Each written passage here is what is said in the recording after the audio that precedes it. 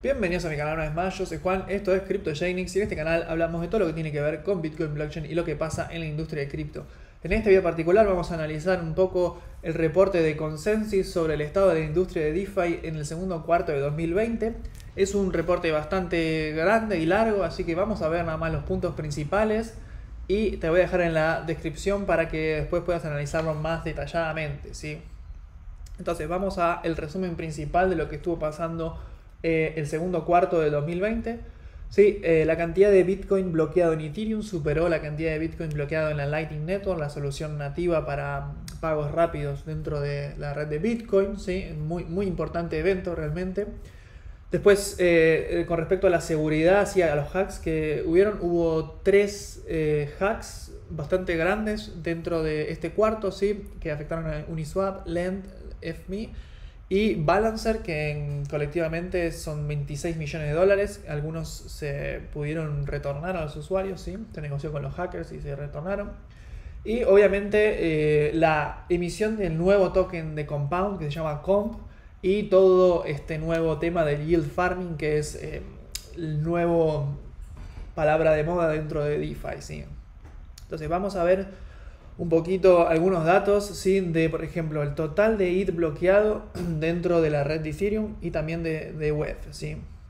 Esto es un gráfico que muestra desde prácticamente 2018 hasta el día de la fecha la cantidad de Ethereum bloqueado dentro de los protocolos de DeFi. Obviamente empezó con Maker Single Collateral, después Maker Multicolateral, y Compound empezó a ganar cada vez más protagonismo dentro de este gráfico, como ves, hasta el último tiempo, que ya mira cómo incrementó. Y arriba de Compound tenemos Uniswap y los otros protocolos también, ¿sí? Entonces, muy interesante ver este gráfico sobre la cantidad de ETH bloqueado, ¿sí? A través del tiempo. Y esto es ya viendo un poco más el segundo cuarto del 2020. Vamos a ver que se mantiene bastante constante desde abril, mayo, pero con la introducción de Comp, ¿sí? En mitad de junio, más o menos, se empezó a incrementar la cantidad de Ethereum bloqueado dentro de estos protocolos y por Compound, ¿sí? Esta es cómo se muestra la influencia de Compound dentro de la cantidad de ETH bloqueado en los protocolos de DeFi, ¿sí? Uniswap también más o menos constante y Maker bajando un poquito porque Compound ganó cada vez más protagonismo.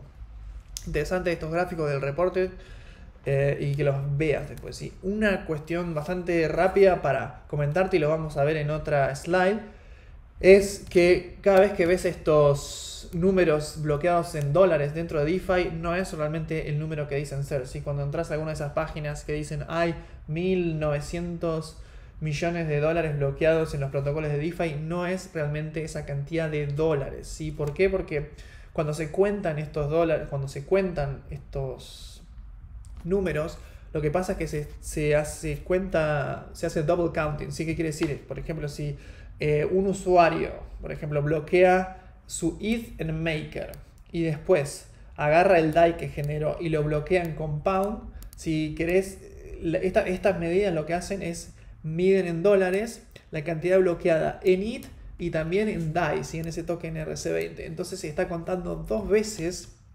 el valor, ¿sí? ¿Por qué? Porque en realidad lo que tendrían que hacer es contar solamente el valor que está bloqueado en ETH originalmente dentro del protocolo, por ejemplo, de Maker. ¿Por qué? Porque una vez que bloqueaste esos dólares, esos ETH, perdón, que están valuados en dólares, después sacaste DAI y lo llevaste a otro protocolo, Compound, y también están contando esos DAI que están bloqueados en Compound, ¿sí? Como dólares, pero en realidad son originarios de ese ETH que está bloqueado en Maker, ¿sí? Entonces no debería contarse doblemente y así puede ir pasándose de protocolo a protocolo. Entonces es interesante, ahora lo vamos a ver en otra de las slides que lo explican un poquito mejor. Hace referencia también a los Daily Active Users del segundo cuarto. Vemos Uniswap siempre manteniendo ¿sí? su dominio dentro de los usuarios. Y bueno, obviamente de nuevo, Compound, como vemos, el protagonista en este último tiempo con su token por la cantidad de usuarios y todo el tema del yield farming que está sucediendo. Acá, bueno, lo que te estaba comentando, ¿sí? Un poco el tema de el token de COM que provocó olas masivas en la comunidad de DeFi, ¿sí? Pero que también menciona que según los datos, la comunidad sigue siendo bastante reducida, ¿sí? Si bien se intensificó el uso de los protocolos, nosotros seguimos siendo una comunidad en donde empezás a aprender y empezás a entender de qué se trata y empezás a utilizar los diferentes protocolos, ¿sí? Y empezás a intensificar tu uso, ¿sí?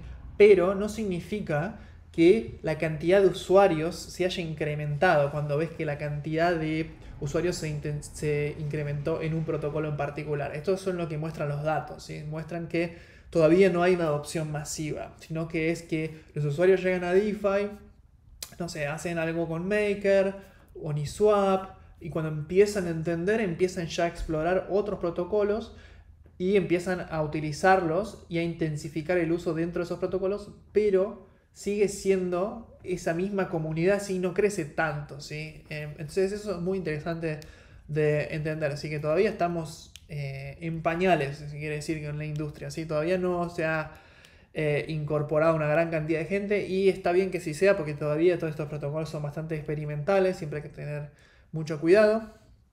Y es lo que siempre digo, ¿no? Hay que experimentar con esto y tener cuidado porque, como vamos a ver, siempre hay hacks y hay diferentes problemas que pueden pasar, pero es realmente muy, muy, muy interesante. Entonces, habla un poco más sobre el tema de Compound, Uniswap. No vamos a pasar por todo lo que está pasando, pero bueno, esto es importante, ¿sí? Y lo que te comentaba sobre el total del valor bloqueado, ¿sí? Esta es la medida más frecuente, ¿sí? Que se utiliza para medir los protocolos de DeFi, es el total de valor bloqueado, TVL, ¿sí? Y cuando se habla del TVL en dólares, por ejemplo, se dice que en las últimas 2 semanas de junio hubo 1.200 millones de dólares bloqueados en los protocolos de DeFi, y el 80% fue atribuido a Maker y Compound, ¿sí? Pero este es el problema que te comento anteriormente. Esos dólares es muy difícil calcular realmente cuál es el valor. Esos 1.2 billones no son 1.2 billones de cabeza, seguro. ¿Por qué? Porque básicamente, acá te pone un ejemplo. Si un usuario bloquea un ETH en Compound, ¿sí?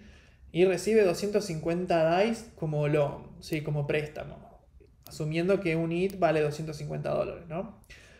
Y después se mueve a otro protocolo y bloquea esos 250 DAIs, ¿sí? No sé, va a Aave, por ejemplo, y bloquea esos 250 DAIs que obtuvo de Compound. Si ves el TVL, ¿sí? Que básicamente lo que hace es suma todos los tokens bloqueados en las plataformas y los convierte a dólares, debería decir 500 dólares, ¿no? El ETH que bloqueaste en Compound y los 250 DAI que están bloqueados en otra plataforma. Pero la realidad es que el valor real bloqueado son solamente los 250 iniciales en ETH, ¿sí? En Compound en este caso.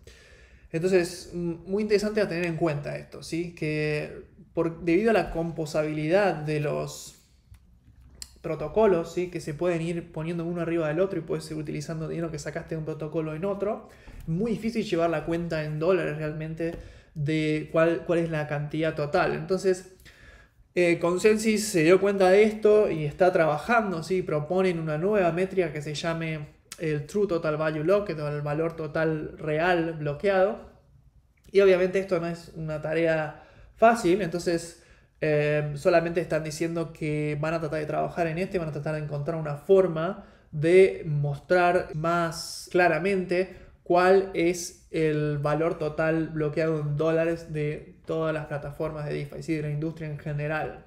Entonces, esto es una cosa importante de entender, ¿sí? Que el TVL, el valor total bloqueado, no representa realmente lo que dice ser esa cantidad de dólares. También habla un poco sobre los usuarios, ¿sí? Esto también es muy interesante.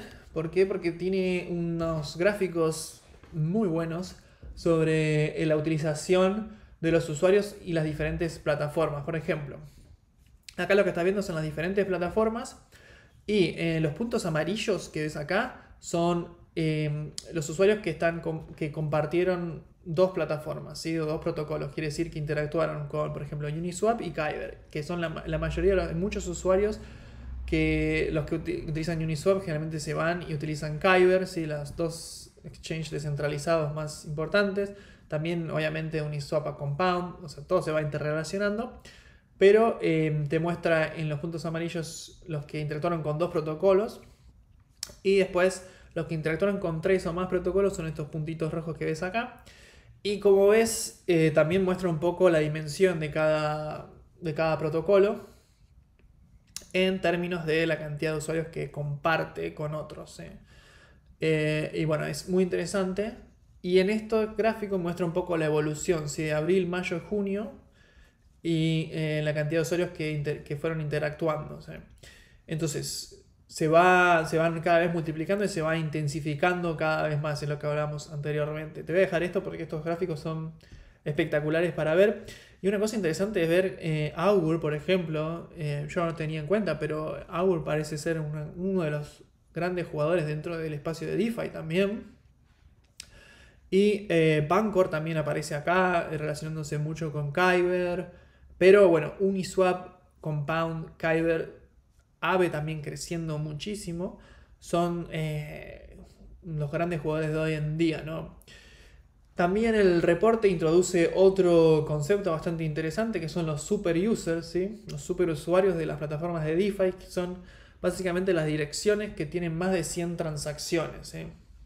Y por ejemplo, en este cuarto hubo 1884 super users, ¿sí? Que tienen más de 100 transacciones, que es el 18% más que en el primer cuarto, ¿sí? Y Uniswap fue obviamente el que más tuvo super user dentro de este cuarto, y después seguido por Kyber y por Compound, ¿sí? Y obviamente acá ves el mismo gráfico, pero fíjate cómo ya la cantidad de usuarios que comparten 3 o más protocolos ya va creciendo, obviamente porque significa que hacen más transacciones en más plataformas. Entonces esto también es súper interesante de ver. Obviamente tiene sentido, ¿no? También los exchanges descentralizados como Uniswap, los que más operaciones tengan. Entonces muy interesante este gráfico también de super users. Hablamos también un poco sobre Comp y Compound, ¿sí? ¿Qué es lo que está pasando? Básicamente, como vimos, Comp le da la habilidad de votar sobre la plataforma de Compound a los usuarios que tengan estos tokens. Y aparentemente están distribuyendo alrededor de 2800 comp por día. Y esto lo que hace es que obviamente incita a la gente a utilizar la plataforma. ¿Por qué? Porque, bueno, primero porque los comp los recibís como recompensa por pedir prestado y por depositar dentro de la plataforma. Y lo que pasó es que cuando se lanzó este token, ¿sí? Comp, obviamente tenía un precio bastante bajo. Y a medida que fue pasando el tiempo, pues fue subiendo, la demanda fue subiendo. Entonces la gente ya empezó a utilizar este tema de yield farming, ¿sí? En donde lo que básicamente hacía era depositar o pedir prestado dentro del protocolo, ganarse esos comp, ¿sí? Esos comp después los podía utilizar en el mercado, o venderlos, o utilizar algún tipo de otro protocolo para hacer algo, ¿sí? Dentro de todo lo que se puede hacer de DeFi. Y eso como fue impulsando todo el tema de yield farming, según lo que dice en este reporte, ¿sí? Entonces, luego seguimos y bueno, hay de nuevo un TBL de Compound versus Maker. Bueno, acá puedes ver cómo creció. Fue uno de los eventos más importantes según los datos, el tema de Compound. No vamos a pasar por todos los gráficos que existen, pero realmente son muy interesantes. Esto es otra cosita interesante sobre lo que pasó en el segundo cuarto que hablábamos, es que para el final de este cuarto hubo 11.140 bitcoins bloqueados en Ethereum, ¿sí? Y de esos 11.000 la mayoría fueron WBTC, ¿sí? Hicimos un video específico de WBTC, que es esta plataforma más centralizada para bloquear Bitcoin y obtener tu Rapid Bitcoin, ¿sí? Tu Bitcoin dentro de Ethereum. Y vas a ver, esto es el rosa, es el WTC, cómo creció. Pero bueno, estaría bueno seguir creciendo RenBTC y otras TBTC, algunas otras opciones descentralizadas dentro de Ethereum, ¿sí? Y la mayoría de este tipo de incrementos, ¿sí? De WTC se dio porque a mediados de mayo hubo una votación dentro de Maker para incluir a WTC como colateral dentro de su plataforma. ¿Sí? ¿Qué quiere decir? votaron para decidir si incluían a WTC como colateral para generar DAI en Maker. La votación se dio correctamente, se aceptó y se podía ahora bloquear WTC para generar DAI, y este es el resultado, ¿sí? La cantidad de WTC que hay en Maker ahora, ¿sí? O que empezó a mediados de mayo, ves este incremento así de grande, es por esa votación, y la gente decidió bloquear sus bitcoins en Ethereum y pasarlos a Maker y generar DAI y jugar dentro de la red de Ethereum. La realidad, pese a quien le pese los maximalistas de Bitcoin, es que hoy en día todavía no hay mucha más innovación dentro de Bitcoin, ¿sí? Tiene un proceso de desarrollo mucho más lento, es entendible también, hay mucho más valor bloqueado, hay mucha más inversión institucional, está siendo un poco más legacy. Y en Ethereum hay mucha más innovación, hay mucho más riesgo también, obviamente. Y los datos no mienten, la gente prefiere moverse a Ethereum, tener Bitcoin, moverse a Ethereum y jugar con estos protocolos y ver de qué se trata todo este mundo de DeFi, en vez de por ahí en Bitcoin dejar hacer hodl y esperar a que pase algo con el precio. Digamos que hasta podría decirse que es un poco más divertido bloquear Bitcoin en Ethereum y empezar a jugar y ver si puedes tener una ganancia, o directamente aprender sobre blockchain y Ethereum, que solamente mantener tu Bitcoin dentro de la blockchain de Bitcoin y no hacer nada, esperar que el precio suba. Hay opciones dentro de la red de Bitcoin. Me parece un súper buen proyecto, no estoy en contra de Bitcoin, es solo que hoy en día, si lo ves desde el punto de vista de innovación, los datos no te mienten. Básicamente se puede hacer muchísimas más cosas dentro de Ethereum, entonces la gente prefiere aprender y jugar dentro de Ethereum. Entonces estos son los datos que te demuestran lo que estoy diciendo. Y bueno, también habla un poco sobre los Automated Market Makers, ¿sí? Ya lo vimos esto cuando hicimos el video de Uniswap. Habla sobre Curve, ¿qué más? Stablecoins, hay mucha información sobre este reporte. Te lo voy a dejar en la descripción nuevamente porque es muy bueno. Y llegamos a la parte de seguridad, ¿sí? 3 hacks bastante grandes en este cuarto. Uno, Uniswap, el 18 de abril. $340.000 fueron robados. El 19 de abril en LendMe, $25 millones que después se negociaron con los hackers y se fueron devueltos. Y el 28 de junio, $450.000 de Balancer, ¿sí? Y algo interesante sobre el hack que hubo en Uniswap es que, digamos, esa vulnerabilidad ya había sido reportada por Consensus hace casi exactamente un año. Y obviamente Uniswap ya lo sabía, que había una vulnerabilidad en un vector de ataque. Y había dicho que lo iba a arreglar, pero obviamente se aprovecharon de esto los hackers y pudieron robar un poco de dinero de Uniswap. Entonces esto habla un poco sobre la cantidad de ETH y de IMBTC, ¿sí? En el contrato que hackearon.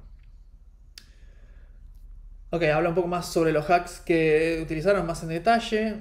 Y último punto también que habla un poco es sobre industria de seguros dentro de DeFi, ¿sí? Hay una empresa, ¿sí? Una nueva protocolo que es OPIN, ¿sí? Que sirve para insurance, para seguro, y fue lanzada en febrero del 2020. Y básicamente provee protección para diferentes protocolos de DeFi, ¿sí? Y para especuladores con el precio de ETH, ¿sí? Entonces, los productos que ofrece este protocolo básicamente es protección para depósitos en Compound, solamente para USDC y DAI, ¿sí? Para stablecoins. Y obviamente para el precio de la volatilidad de ETH, ¿sí? Entonces es un seguro, ¿sí? Como existe, probablemente en opciones centralizadas existe también algún tipo de seguro. Esto es descentralizado, interesante, bastante nuevo, pero es algo también interesante para mencionar dentro del reporte. Bueno, se extiende un poco sobre los temas de seguridad. Y bueno, ahora, para la conclusión, como ya vimos un poco los 3 mayores sucesos que tuvieron lugar en este segundo cuarto, pero ¿qué podremos ver para el futuro? ¿Sí? Bueno, realmente como dice, sugiere la data, si bien hay muchísima más intensidad de uso dentro de los protocolos de DeFi, con Comp y todo esto, de nuevo seguimos dentro de las paredes de nuestra comunidad, ¿sí? Entonces, es interesante, sí, que plantea una solución que no es directa, no hay una solución que decís esto y ya está, sino para seguir creciendo, ¿no? Sino que obviamente la comunidad se tiene que empezar a poner a ver el tema de, obviamente, la educación, ¿sí? Y el user experience, ¿sí? Que quiere decir que hacer más fácil a las demás personas que no conocen DeFi mediante la educación, ¿sí? Y para eso está este canal, ¿sí? Coincido realmente con el reporte. Y también a través de la experiencia de usuario, que quiere decir que la experiencia de usuario sea buena, que sea clara, ¿sí? Y que puedan ir entendiéndolo cada vez más hasta que llegue el punto realmente en donde los usuarios puedan tener la confianza suficiente para utilizar algo sin entenderlo 100% completamente. Hoy en día tenés que entenderlo, tenés que saber que no es 100% seguro todas las cosas que existen, pero a medida que pase el tiempo, en un futuro, ¿sí? La experiencia de usuario tiene que ser tan fácil que van a poder entender lo que está pasando, pero no necesitan entender lo que está pasando por detrás, ¿sí? O por ahí van a tener una idea muy básica, ¿sí? Entonces esta es un poco la idea que propone en la conclusión, que me parece buena, ¿sí? Y obviamente tomar un ejemplo de algunas empresas de fintech de hoy en día. Y después obviamente habla un poco sobre los automated money markets y que no son una cosa nueva para la industria financiera tradicional, pero que también es importante enfocar la educación hacia los automated money markets basados en smart contracts, ¿sí? Y que obviamente puede ser que sean los grandes protagonistas de la nueva ola de adopción que exista dentro de DeFi, ¿sí? Quiere decir que la mayoría de las personas nuevas que vengan probablemente, si están bien educadas, van a empezar por los automated money markets, ¿sí? O los exchanges descentralizados, ¿sí? O estos protocolos que manejan automáticamente los precios debido a la demanda y la oferta. Entonces, estas son las dos cosas que habla sobre la conclusión, ¿sí? Educación, experiencia de usuario y por ahí enfocarse también en los automated money markets, ¿sí?